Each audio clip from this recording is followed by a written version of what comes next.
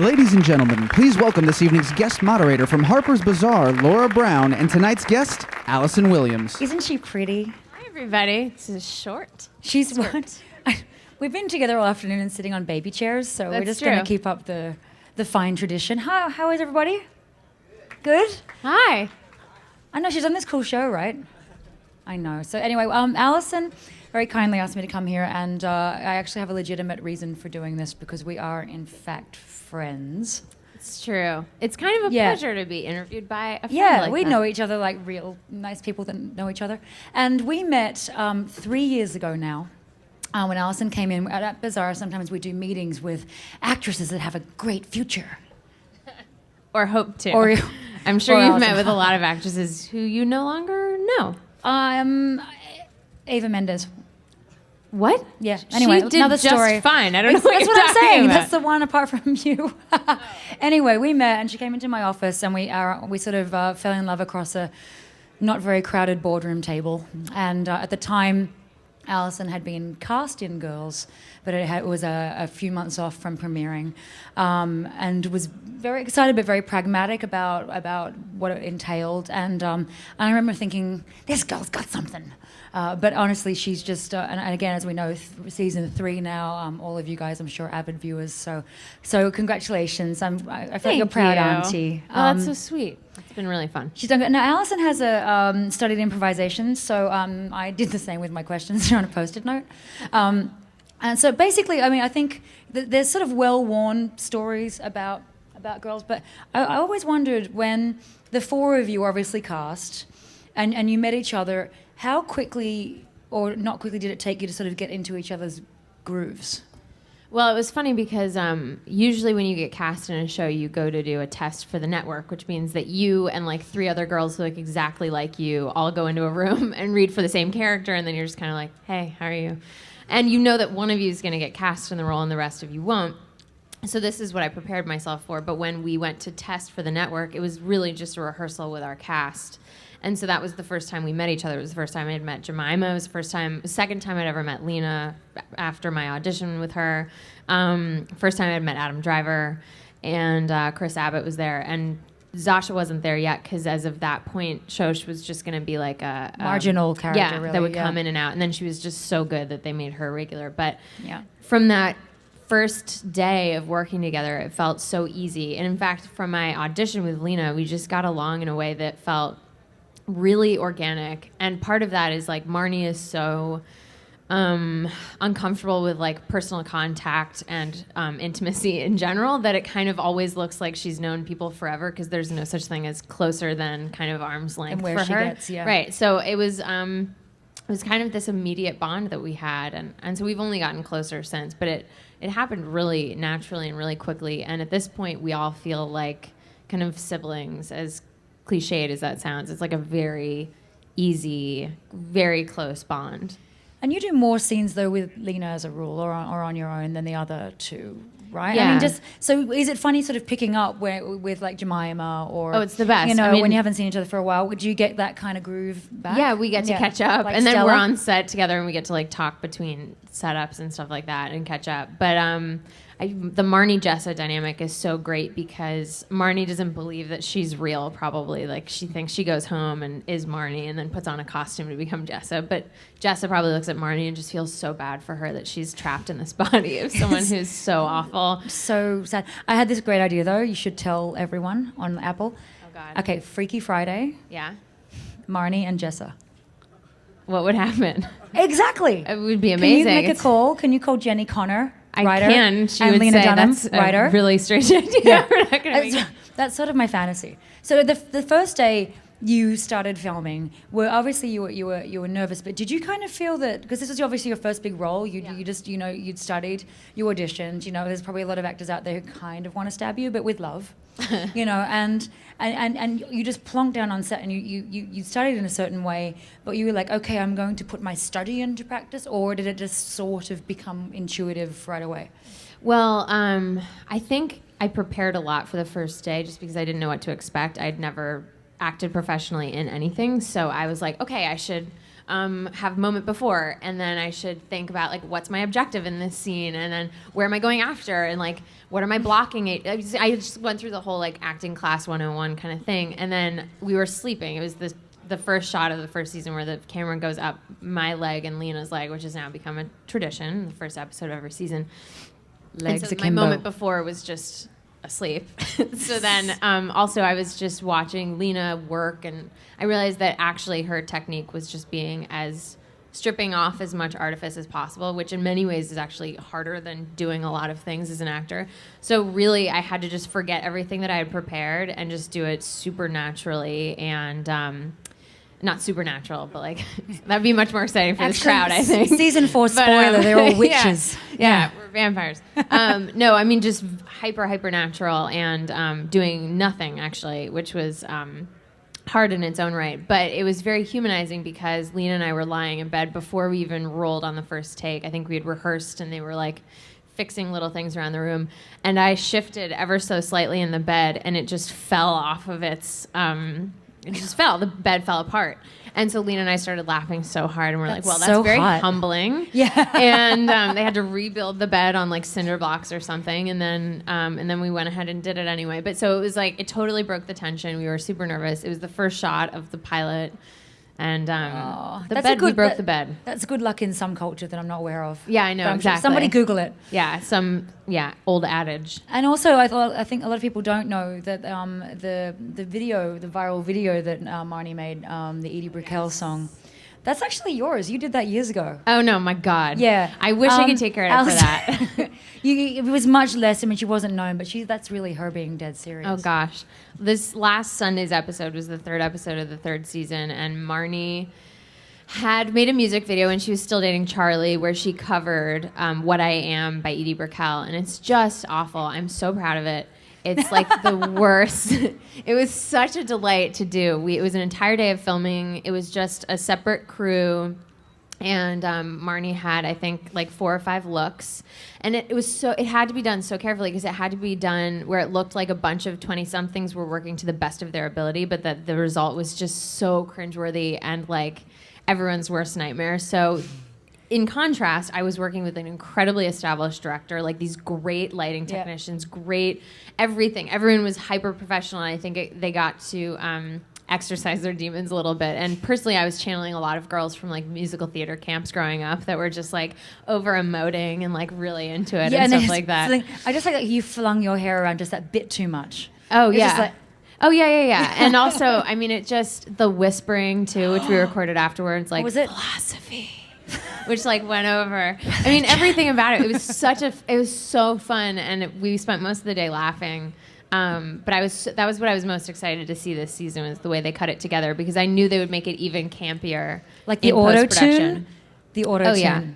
Was the All of greatest it. thing. I mean, you should send that to Kanye. All of it. because The Marnie's version of a punk is like slightly more eyeliner and an e-cigarette and crimped hair and like a t-shirt and jeans and Converses, and she's like, I'm a real.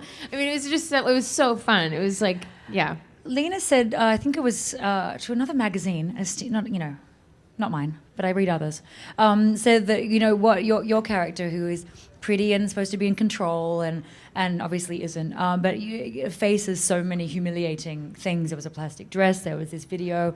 But she said, you have so much gumption, you're so up for it that you're like a Fear Factor contestant. Oh, that's so nice. Well, it's on our show, it's kind of a compliment when you read a script and there's something insane for someone to do. It's a total compliment because it's the writers being like, this is crazy, you can do it. And you're like, I'm not going to prove you wrong. So when you read in a script that Marnie and Booth Jonathan have sex in an X shape, and Yes. and you're going to have to do that, you're like, thank you, writers. This is such a compliment. That's directionals. At least it was specific. It was that specific. That was very specific. The plastic dress was very specific. That was incredibly uncomfortable, but it was kind of a compliment. The music video was the ultimate. Singing Stronger by Kanye West was another one.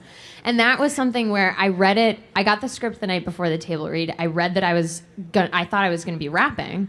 And luckily, I know the whole song already. So at the table read the next morning, I rapped the entire song. I rapped it. Look at me.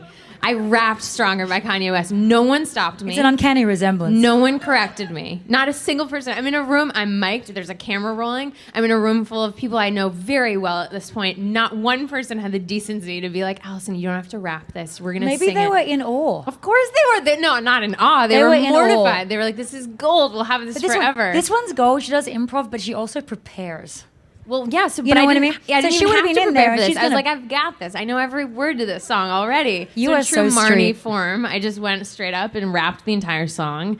And very gently afterwards, our executive producer, Jenny Connor, was like, so when we do that was great. When we do that, you're going to sing it. But that's fine. I mean, what you did was great, and we're great. really appreciative. I mean, like, I've got 'cause you 99 problems ready to defaced go. yourself willingly. But yes, that was another gift. So that's kind of the way our show works. Like if you Debasement. read, yeah, but Yeah, it's, just as a rule. But it's also because what we do, what's interesting to us as a show is sort of like when most cameras cut on other shows, like when you walk into the bathroom to pee, or when sex starts to like actually take off, is kind of when we start shooting, and because we're more interested in investigating those moments that a lot of other shows, either for reasons of being on regular television or because they're not interested in HBO. it, they don't investigate. But that's kind of where we think the stuff gets really interesting. And don't you think, I mean, obviously we're ladies and I work in fashion and you're an actor. And I think it's just to not, with all the physical debate about body and everything has been done so much. And that's not what I'm talking about. But to actually have girls watch that show and go, God, that sort of happened to me last Saturday night. Yeah, of course. And I think that's part of what's so rewarding for us is when girls come up to me and say, I'm so glad you showed that dynamic between Hannah and Adam, because I was seeing a guy and we had the same thing going on, but my friends didn't understand it. Now I can just describe him as an Adam, and it's like a much shorter conversation. And they're like, oh, he never wears a shirt and we're never going to meet him. Great, I understand completely. But I mean, some of it happens. And also, I don't know of anyone who has sex 100% of the time and it's like perfectly lit. They're wearing a cami. It's their candles, you should meet everyone I know. and you only see the parts that are flattering. Like, it just doesn't happen in our show. It's so we go out of our way to make it all look even more uncomfortable. Next time you have sex, is it going to be like in a Y? What do you mean? Shape? Oh, a Y shape? Let me think about that. We'll see. If the writers want it, we can go through the entire alphabet. You do it, wouldn't you? You are such a sport. I don't know. So what in this season, obviously Marnie is dumped. Yes, down she's and been down dumped. in the dumps. Do you, I mean, not to give it away, but do you hope she's going to get a break again? Do you think she's going to Well, I think stand up part of tall? the challenge with Marnie is that I feel like everyone here knows someone like her, or maybe you are like her. I definitely have pieces of it, but the desire to never let anyone see you sweat, never let anyone see that anything's wrong with you, which is so unsympathetic to your girlfriends, and for a boyfriend seems like a great bargain, because it's like, great, she has nothing wrong with her. This is awesome. Sign me up for 3 years. And then when she's like a total robot and you can't get through to her, it gets kind of old. And so Marry I think her. all Hannah wants is for Marnie to be like, this sucks. I'm miserable. I'm really sad. I'm falling apart. I can't seem to do anything right. And then Hannah would be like, oh, I can finally relate to you. Yeah, but right. Marnie is so determined to pretend that everything's fine all the time. And so I think for her, the bigger challenge is finally getting to a place where admitting that there's something wrong, or that she did something wrong, God forbid, to take fault for something, is the first step. So I think she never will feel totally like she's on any kind of path until Right. she gets there. So I'm worried that might not happen until she hits even further rock bottom. Or one day But- she's walking down the street and she just explodes. Yeah, why not? Spontaneous combustion. She just combusts. It could from happen, from the yeah. effort of it all. It could I'd be sad, but it could happen. Yeah, I don't want you to explode, apart from in popularity. Oh, God. Welcome. But, in the New York Times the other day, you had a breakfast with Cynthia Nixon, who was obviously a star of another very, very famous show where there were 4 women on certain journeys. And you guys had a great conversation. And it's interesting to have how quickly, only in 3 seasons, that also the 4 girls on your show have become sort of archetypes. That's four a girls. Like even the compliment. guys, he's an Adam. Yeah. Well, it was funny because it was one of the things that we talked about. First of all, it was so cool to be able to sit down and talk to her. I'd never met her, and to be able to just be near, I was kind of in awe of her, because I, like so many people, grew up watching Sex and the City. I feel like it was my sex education, which was dear God. kind of aspirational, but it was also very informative. Depending I've learned on a which lot that episode. none of my teachers told me. But anyway, so to be able to talk to her was really cool, and we talked about the archetypical kind of thing, and it was fascinating, because the goal of each show is that the characters are so specific that it ends up being able to apply to other people, but you'd be hard pressed to find someone who fits the bill exactly, and that's our goal, because of course we're aiming to create people that are so specific that they can't just be broadly sort of displayed throughout humanity or whatever. And it is only 4 girls, and they're very in their specific types. universe. Yeah. But it's funny, I have friends in their 30s, and a couple of them will have something happen to them one night, and they'll be like, God, it was so girls. You know, and even though they're older, like a friend of mine was like dating this one dodgy guy, and he was like a musician, and he stole her Metro card or something like that, and she was like, "Oh, I'm so girls." Oh, that's so good. That's but such a she's like compliment. 33, and she was like, "I don't know if I should be." No, that's but, good. You know, but it's like, and how now that you finished this season, how long? What sort of? When do you start up again? And do you see each other in between? And how? Does it work? We see each other as much as we can, but we're also in touch via like text and email and stuff. I've heard of it. Yeah.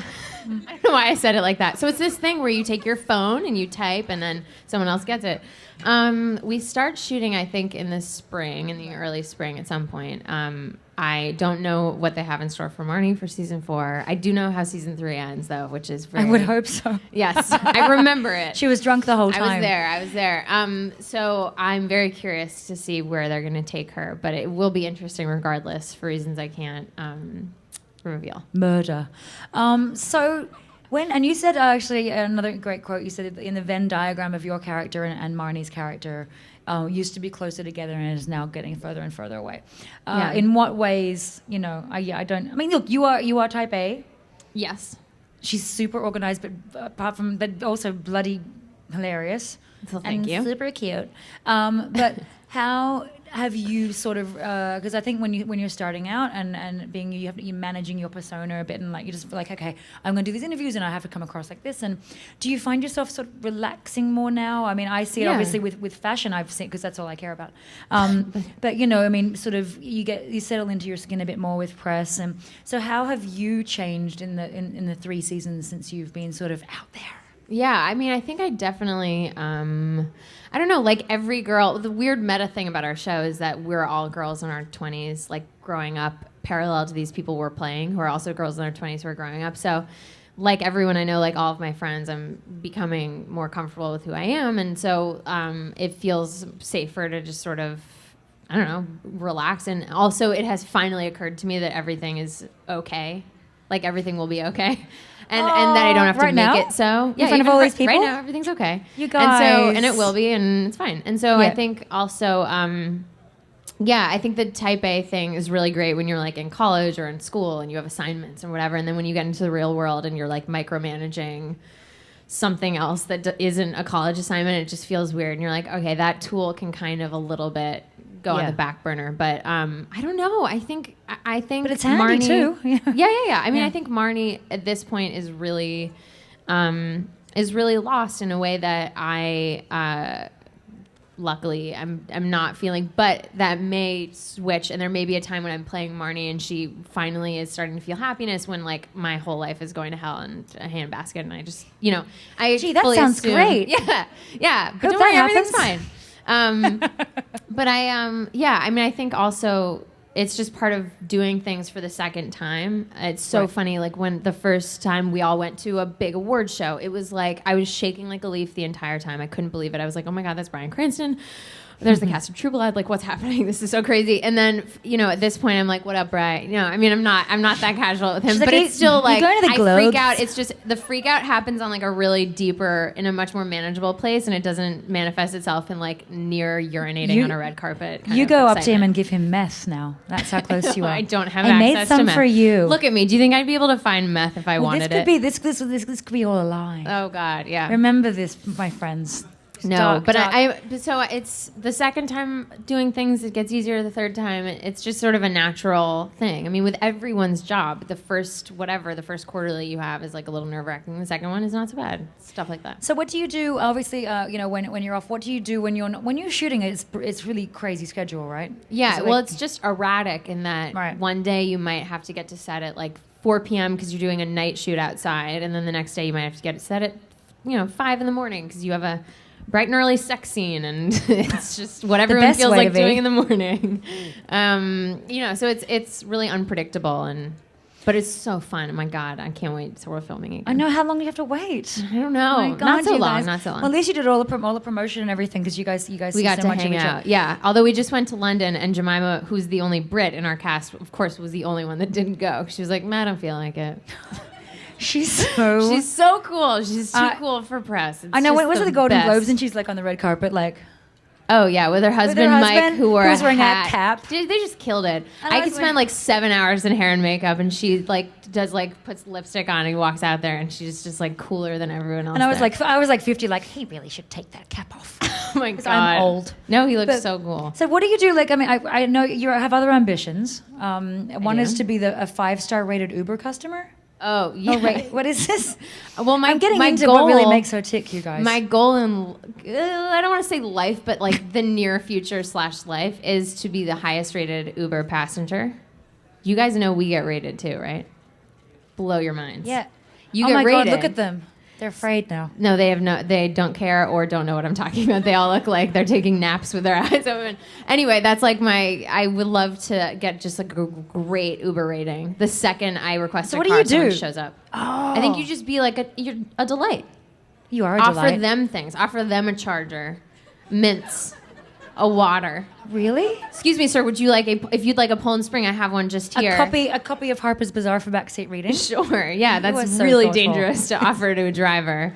A DVD player. Could I interest you in perhaps any of these Pixar movies that you could watch? For your children who might have. Oh, I don't know. That's just my personal. And hang on, don't preference. you also like? Don't you have like? You build a lot of IKEA furniture. Don't you have a thing? I'm very good I at don't it? want to brag. I'm very good at building IKEA furniture, and I'm really serious about it. And in fact, when I moved to LA and I was tutoring for like right when I moved out, that was going to be my main source of income. But I also wanted to supplement it with something else, and I was thinking about stuff. And as I was moving into my apartment, obviously, and putting together like a bunch of like bursks or whatever the different names of pieces of IKEA furniture are that I can't pronounce. It's like I'll get a Bjorn and a Bursk and a Dunkst and they're all And a so Vanksk. complicated. But so I'm like assembling them, and my parents are standing there watching in absolute awe. It's been like 28 straight hours, and I look crazed. I'm just like putting together a couch, and they were like, you could do this for money. And I got so excited, and then my dad said, "You don't think that's a bad idea?" And my mom goes, "Yeah, that's a really bad idea." Like a 22-year-old girl shows up to your apartment being like, "You needed a couch assembled." I'll do it for It's money. a terrible idea. Yeah. So it was short-lived, but very enthusiastic. So this is like your fallback. I'm so glad you've got a fallback. Yeah. You're not supposed to have one because it means you won't try as hard. No, but for your I want to dreams. see this one in big movies, maybe even in 3D. And by the way, if you really want to give Allison a compliment, you can tell her she looks like a Disney princess. Oh my God, that's true. Just know that a 3-year-old said that to her the other day, and now they're best friends. She told me I looked like Belle because of this poster, which wasn't even intentional, but it made my life. I'm done now. I mean, that's all I've ever needed to hear. She wants to look like a cartoon character, but it's totally fine. I just think it's cool fine. that Belle read a book and walked at the same time. She was ahead of her She's time gonna of get the hit by a iPhone. car. No, she was like any iPhone reading person on the streets of New York today. Avoiding puddles like Do a not champ, do hanging it. out with sheep in a fountain. She's the coolest. It doesn't get better than that. She's a drunk, clearly. She's not. On that note, not a drunk. I'm going to open it up to questions. First of all, you look like a Disney princess. That's so nice. Thank you. You look like Anna, and your character Marnie has the personality of Ilsa. So. Oh my there's that. gosh, these are just outrageous Specific. compliments. Thank you. Also, so Looking, the new show about gays in San Francisco, Yes. comes on right after Girls. Yes. Did Lena talk to the creator about it? Did she have anything? Do you know anything about it? I just think it's so interesting that they're so thematically similar. One Yeah. for girls and one for gay men. I thought I it was don't really think they fascinating. even coordinated, and I think things like that happen on like a big boss level. But not to say Lena's not a big boss; she's my boss in every way. So, but I think it's just really cool thematically. The shows kind of fit very well together, and I think Looking is phenomenally good. I think it's awesome. I think Jonathan Groff is fantastic, and a guy who's in my improv group with me plays his coworker Andrew Law. He's really funny. He's a writer on Seth Meyers' new show. Anyway, but the show is so good, and I think it's really modern, and so I think any association it has with girls in the scheduling probably just feels like, you start out your evening with True Detective, then you morph into some girls, and then you go to see some boys on the West Coast. You go from like New York to San Francisco, and I think it's a really cool marriage, actually. #modern. Okay. We're hashtagging modern. All right, cool. Hi. Allison, Hi. you're so gorgeous. Oh, God, that's so nice. By the way, Thank you. your friend is cute too. Yeah, she's Yes. not so bad. That's strategy. Yes. Well played, sir. Thank you. By the way, I love to see girls because you're in the show. I'm serious. Really? Yeah. Thank you. Then I love your commercial too. What's simple? Yes. Yes. Yeah. I did that. Yeah. I was a brand ambassador Yes, for Simple yes. Skincare. Okay. Then okay. My question is, girls is very very funny and very sexy show. So I know your dad is very famous news anchor. Mm-hmm. So They're also very likes, sexy. he likes this show. Then he supports your acting Oh, yeah. career. Then also when you did sexy scene, you were thinking, oh no, my dad's gonna see it. What's gonna do? Like this. Then okay, one more question. Oh my God. Okay, yeah. When you are free, what the do you best. like to do? Like your When I hobby. what? When you are off, what do you do? What do When you you're like not- to when do? she's When not I'm not working. working? Like a hobby, yeah. Sex Thank you scenes. so Okay, much. let me Sex work. scenes. I'm gonna work from the beginning because I'm gonna forget if I don't start there. Yes, my dad is a newscaster, which is a serious job, but we're very close. We're close as a family. So whenever I read a scene that's a sex scene or something, I will prepare my parents. I'll start by making it sound way worse than it is. I'll be like, there are 11 of us. It's dark. It's sweaty. It's like the "Slave for You" video that Britney Spears did. It's There's a debauchery. It's like the airplane scene in Wolf of Wall Street. You just don't want to see it. And then by the time they watch it, it's like, oh my God, this is nothing. So that's my work there. It's good. It's a good strategy for any of you who go into that line of work, if you would like. Then you asked about, do I think about my dad while I do sex scenes? Incessantly. The answer to that, thank God, is no, I don't. That would be some great fodder for a psychoanalyst. No, but you kind of can't. But by the way, the sex scenes kind are of not. can't. You really I shouldn't. tried. I don't recommend it. It adds a weird sort of vinyl to the sex scene. But you're not thinking about anything other than what the director has told you, the very technical things. I know actors say this all the time, but literally your director will say, "That was great. This time when you guys kiss, Allison, your face needs to be on his left side so that, because we're shooting his coverage." And I'll be like, okay, great, okay, fine. And he's also like, also, could you have your hand up like this so you're blocking his crotch just in case we get a shot of his nude covering? Awesome, great. So it's so technical. And so you're not thinking, whatever it is people think when they have sex. Hopefully it's not about their parents. Although it'd You're be thinking funny how to- much you want to have sex with Oh my Andrew God. Reynolds. It'd be, oh God, that was the most fun one with Andrew Reynolds. But yeah, I mean, so that, and then what I do in my off time is I do a lot. I watch an irresponsible amount of television, just reckless, just disgusting, despicable amount of television. And I read because, culture. Sorry? What's my favorite show? I mean, come on. I'm a little biased, but I like the one I work on. Other than that, what am I? Oh, I'm deep into Downton right now. I'm very worried about one of the characters in particular. I'm sure she'll be okay. She's going to be okay. She has to be, right? Bates can't know. Bates is going to find out. I know, he's going to find out. He's going to freak out. What else? I don't know. I watch everything. It's too hard of a question to answer. And then I do a lot of, yeah. Anyway, that's it. I sleep when I can. It's great. This young lady. My name is Monday. I have a question about... Your name's Monday? Monday? Yeah. Oh my Yes. God. I'm not kidding either. That's the coolest name I've ever Oh heard. my God. So if you have a bad Monday, is that like... I usually have good ones, though. Yes, so- you have to. Yeah. I would imagine. You're going to be It's on your brand. day, girl. Take Yeah. it. Yeah, I think so. Okay, So, sorry. no, you're good. So I know that Judd and Jemima were on Jay-Z's documentary thing Yes. that he did. Can we expect any cameos or anything of him in Yeah, this I'll be season? in every Jay-Z video from now on. So you can just go ahead and I expect just look for that. you. Okay. Yeah. Gotcha. No, I don't have any of that planned. Although I wished I had been part of Beyonce. Oh, yeah. Maybe just dancing next Any to part? the two of them in Drunken Love, just weirdly on the beach, Me just too. writhing. Me too. Yeah.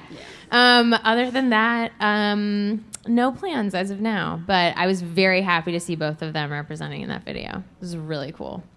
Picasso, baby. I'm in that. You are? Yeah, you are. Laura's in it. No, this is not my time. But you are. Blonde lady. Hi. Hi. My name is Jessica. I'm an aspiring director. Oh, cool. Thanks. And I was curious as to what Jesse and Lena bring to the table in terms of directing that you feel would be lacking if another director were to approach the show. Well, I think they're so good, and Jesse directed my music video, so I will always have a special place in my heart for him. But he's also directed so many of my favorite episodes of the show, and Lena is so good. With Lena, it's very different. I don't know if you are also interested in acting in the things that you direct, but Lena blurs that line so beautifully in a way that is not clunky. I imagine there's a version of it where it feels very stilted to have the person you're in a scene with also be giving you direction, but she's so humble in her direction that she'll say, okay, what I did that sucked in that scene was I went off on this tangent. That wasn't good. I'm not going to do it this time. What you did that sucked was that you did da-da-da-da-da. And so I think in that way it's very diplomatic and it's very even-handed, and none of it feels at all accusatory or aggressive in that sense. Jesse is great because he has so much empathy, and he's fully mastered the ability to communicate to different actors in different ways. After knowing them for like 4 minutes, he's able to, I don't know what he does. He does like a Myers-Briggs test in his head, and he figures out what personality type you are, and he's like either very direct if he thinks that's what you'll like, or maybe he compliments you for like 7 minutes so that he can give you one note at the end of that, depending on what the wiring is for an actor, which is kind of, as you know, one of the biggest jobs as a director, because the vision of the way you want it to look in the frame, all of that is like things that you can imagine beforehand. But then if one of your actors isn't giving you what you need, that need to communicate to them that you need them to do something differently or something else, or like make a completely different choice, that's something that Jesse's very good at doing. And I think it comes from a love for actors, which isn't easy because we're insane, but he really does, I think, love and respect actors, and so that comes through in his direction. Very cool, thanks. Good luck. In the back, they're Back row right over here. they're everywhere. To your left. Hi, Allison. My name's Tuesday. No, kidding. That's very good. I was waiting for someone to do that. It's Lauren. Hi, Lauren, Tuesday. So my question for you is, like, parts of Marnie are this character that, like, I see in all of my friends and I just love, and parts of her just I love to hate. Yes. So I wonder if you purposely kind of have to balance those two and how you do it. Well, a lot of it is in the writing. They'll write, for every scene she has with Hannah, they'll write like a genuine compliment and then a backhanded compliment that Marnie thinks is a compliment. And she just can't hear herself. In the episode 3, she says, you could look like, I keep telling her, you could look like this every day, which coming out of Marnie's mouth is like the meanest thing in the world. But like in her head, she's saying something that's just very matter of fact. Like, she doesn't think she's dissing Hannah. And so when I read this script, I have to forget. I read them as like a human being the first time, and I feel all of those blows that Marnie deals. But then I have to like forget about it so that when we do it, I am not sort of winking at the camera and saying like, I get what's really happening in this scene. So so that the disses feel much more organic coming from Marnie. She's the queen of the backhanded compliment, and it has become a joy to like try to start improvising backhanded compliments to people. And I think it's one of those things that Marnie trusts her first instincts so fiercely in a way that's like not really okay. And so I think she'll start saying something, and rather than like doubling back and saying it a different way, she'll just commit hard to it and really stand her ground. And even her facial expression after she delivers a line like that is totally neutral. Like, what? I said everything nice and nothing's wrong. And but it does get evened out, just so that she's not like a super villain. And also underlying all of it is her deep love, her confused and deep love for Hannah. So I think it's, there's love mixed in there. Second row to your right. Jaunty stripe. Oh, that was. Oh, what did you say? What was the first word of that? Jaunty. Jaunty. It's got a jaunty stripe on. Hi. Hi. Hi, my name is Sydney. I just want to say I love you, and I'm so happy to be here on my birthday. Oh my gosh, happy birthday. Thank you. I'm so happy you're here on your birthday. So my question is, you mentioned consistently being rewarded with challenges from both the writers and the producers of the show. So what would you say is the most difficult challenge you've faced when filming, and how has it changed you as both an actor and a person? Oh, that's a good question. Okay, let me think. Well, honestly, the hardest thing I've had to do yet was the scene in the first season when Hannah and Marnie get in that like I think 7-minute long fight that goes all throughout their apartment and ends in them both leaving in opposite doors. I think it's the 9th episode of the first season. That was the hardest because we shot it in order and it took about a day to shoot. And so by the end of the day, we would literally we would do like this, and then we'd go into we were like boxers, like touch gloves, then go back in the corner. But it was really hard to not. There were real feelings by the end of the day because you can only get yelled at for 7 hours for so long and without feeling anything. So like we felt angry, but of course not to each other, and we ourselves weren't angry because we were playing characters, but it all got very confusing and we were exhausted. And so that was the hardest day. Also because I love her so much and we get along so well, it felt really weird to yell at someone for that long that I loved. And then by the end of the day, in the scene where I throw something at her and then it's like right at the end of the scene, we were told to improvise some insults, which gets really tricky because when you're playing people who are sort of shades of who each other is, it gets kind of like, wait, was that a personal insult or was that an insult to Marnie or whatever? Obviously, they were all insults to Marnie. I would never be accused of any of that.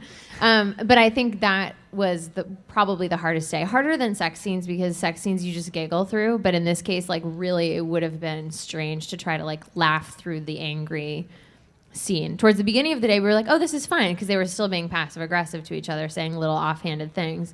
But then once they became aggressive, it really just was absolutely exhausting. We had to go be by ourselves for a little bit while they were setting up the next shots and stuff like that. So that was hard. And I just learned to, to just, after a day like that, sort of like go home, go immediately to sleep, don't write any emails to anybody or like don't call anyone or talk to anybody, just go to sleep. And when you wake up, it's like hitting refresh. It's just totally new. All right, we got time for 2 more questions. Stripey girl. Stripes in the second row. We both like stripes.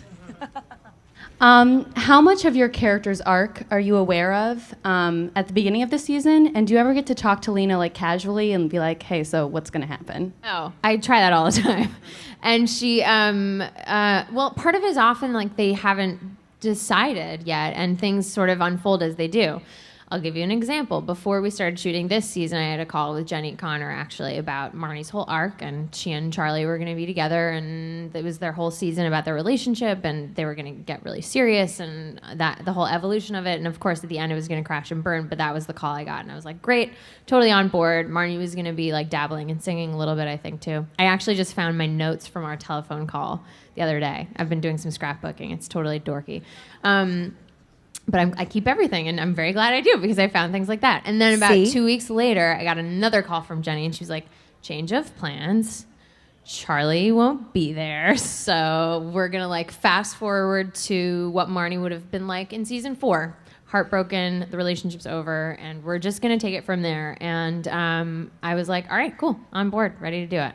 So you can only plan so much. And there was a season where Jemima got pregnant during filming, so they were like, all right, we're gonna re-look at this and ship her off.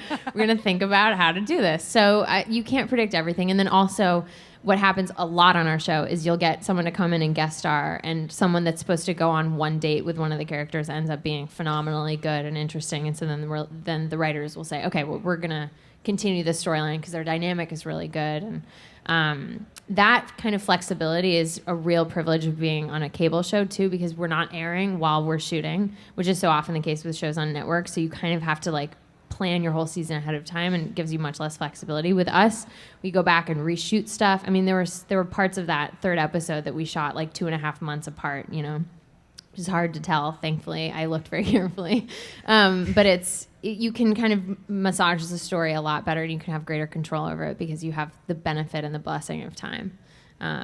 So yeah. Oh, you stuck your hand up Someone so high. You have to Right have back the here in the last. back row. It's good though, He right? really 'Cause went it's the for last it. one. Yeah. No pressure, but Hi. Make it incredible. First of all, not only do you look like a princess, but I'm sure you're an excellent Uber customer. oh, thank you. And so I was wondering, we've seen a lot of Marnie's unrevealed sides out of season 1 coming through in seasons 2 and 3. So I've been wondering, are there any sides of Allison or any hidden talents that haven't been able to come through yet that you'd like to see go out It's there? a really good question. Other sides. Well, this will surprise you. I'm not very tidy at home. I know. It is shocking, That's so frankly. off-brand. It seems like I know. I don't know. I just am bad at like keeping, I don't know, mess accumulates or whatever. So that would be surprising to people, I think, probably. But other than that, and that wasn't even that juicy. I'm trying to think if there's anything better. Other sides. Or other talents. Or other talents. They've done a pretty good job of milking me for all I've got everything. on the show. She does craft. You like doing craft. I like doing crafts. I'm not good at them, but I enjoy We did trying. some before, and she was actually exceptional. Thank you. That is legitimately what we did before we came here. We did arts Really and did. crafts. I'm looking at my publicist, like, what are my other talents? And this is Lindsay. Yeah, she's great. Gosh, I don't know. I'm sorry. That's so disappointing. IKEA assembly is like kind of my hidden talent that I've been using as the answer to that question. She'll go through this sordid season being paid to furniture assemble. Yeah, maybe. I'm sorry. I feel like that's She becomes really a rapper. terrible. You Should become we a do rapper. one more question? Yes. I feel bad. I'm sorry. If they can combine I'm really sorry. their I just questions. went kind of rogue, but I couldn't answer that question. There's two right next to each other. Maybe they could like conjoin. Hi, my name is Sophia. I just have a question. Girls is a show that's really social media driven in its promotion, marketing, Snapchat, Instagram, Twitter. And I read an essay that you wrote about not being on Twitter and not being on social media. So how do you follow like the commentary and all the buzz around the show without being on social media? Well, very carefully. I have a strict no Googling policy, which I have adhered to for 4 years now, which is very hard in the dark of night when no one's looking to not just type your own name into Google and see what happens. Even images or news or whatever. No, I don't do any of it. And it takes a lot of discipline. But the reason behind that is that when the show was about to come out, or even when I was cast in it, I would ask actors for advice, like seasoned veteran actors. I would say, what would you say to me, an actress who's just starting? And they said, oh my God, I wish someone had told me this. Never Google yourself. Just don't do it. It's a dark place. You can't control any of it. Pictures that you wish you were hoping were gone forever are like the first result that comes up. Like for some reason, they were like, just don't even go there because there's nothing you can do anyway unless you're search engine optimization or whatever. But like, don't even get into that. So then I kind of hear from family and friends and, people that I work with. If an article gets sent to me more than like 5 times as a rule, I will read it because that means that it's sort of culturally, relevant enough that I should probably know about it. If anything happens, I don't know if there's some like really controversial article about the show that I'm going to be asked about in interviews. Someone will let me know about it. But in terms of like the live tweeting of the episodes, all of the feedback that people give that Lena is like so great about reading and sort of absorbing, I sort of hear about it from her, from other people. And in terms of my own opting out of social media, it comes from a place of just like, we can't learn this lesson more enough, but like really smart people every once in a while just tweet something that you can just never take back. I mean, you can erase it, but it's not gone. And if way smarter people than I make that mistake, then like I just should never even, I shouldn't go near it. But I think they're amazing tools. I mean, they've started revolutions. They've changed politics. I mean, they're incredibly powerful, so I respect them immensely. I just think they're doing just fine without my participation. But thank you for that. But this conversation is going to end up on many Twitter feeds, so isn't that wonderful? Ironic is Look the at word. that. Yes. Anyway, that's it. Thank you guys so much. It's Thank so you for fun. coming to this. I know. Gosh, Look. it's so nice.